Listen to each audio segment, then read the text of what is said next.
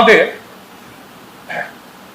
আজকের প্রেস মিটে আমরা আরজি করের ঘটনা নিয়ে কতগুলো কথা বলবো। হয়তো কিছু কিছু কথা আমাদের ভিউ আইএম এর সাথে হয়তো স্লাইটলি ডিফার করতে পারে জয়েন্ট প্ল্যাটফর্মে, বাট উই ডোন্ট কেয়ার।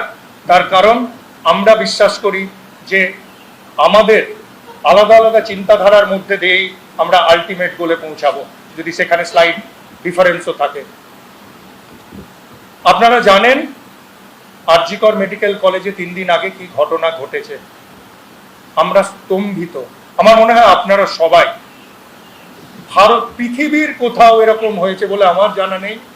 একটি মেয়ে, সে নাইট ডিউটি করছে, সেই নাইট ডিউটির সময় তার কর্মক্ষেত্রে সেখানে ঢুকে তাকে নৃশংসভাবে ধর্ষণ করে খুন করা হয়েছে। সত্যি বলছি, কোনোদিন এরকম শুনিনি। গা শিরশির করছে, আর বলার ভাষা নেই। কিন্তু তার থেকেও যেটা খারাপ লাগছে, আজকে দেখলাম, এবং মাননীয় মুখ্যমন্ত্রী, তাকে ধন্যবাদ, তিনি বলেছেন যে উনি এই ডাক্তারদের আন্দোলনকে, জুনিয়র ডাক্তারদের আন্দোলন, আপনারা জানেন যে জুনিয়র ডাক্তাররা আন্দোলন করছেন সব কলেজে, সব মেডিকেল কলেজে, উনি বলেছেন উনিও সমর্থন করেন। ধন্যবাদ। কিন্তু তার সাথে এটা বলতে বাধ্য হচ্ছি, আজকে পুলিশ কমিশনার বলছেন আমরা এখনো বুঝতে পারছি না এটা একজনের কাজ না একাধিক জনের।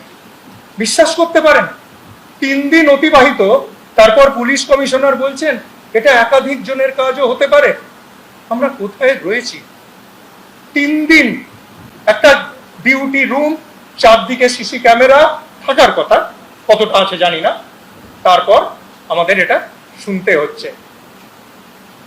আমাদের এই প্রেস মিট থেকে ডিম্যান্ড, ইমিডিয়েটলি, আমি অবশ্য দেখলাম ম্যাডাম নিজে বলেছেন যে রবিবারের মধ্যে না হলে সিবিআই দেওয়া হবে।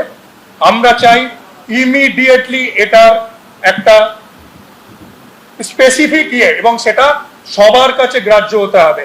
আমাদের যারা ফরেন্সিক বন্ধু, তারা অনেকে বলছিল যে এইভাবে যেভাবে ইনজুরি রিপোর্ট শোনা যাচ্ছে যে তাকে থ্রটেল করা হয়েছে, স্মদার্ড করা হয়েছে, মানে গলা টেপা হয়েছে, মুখে কিছু চাপা দেয়া, রেপ করা হয়েছে, পেলভিক বোন ফ্র্যাকচার, সেটা একজনের পক্ষে করা অসম্ভব।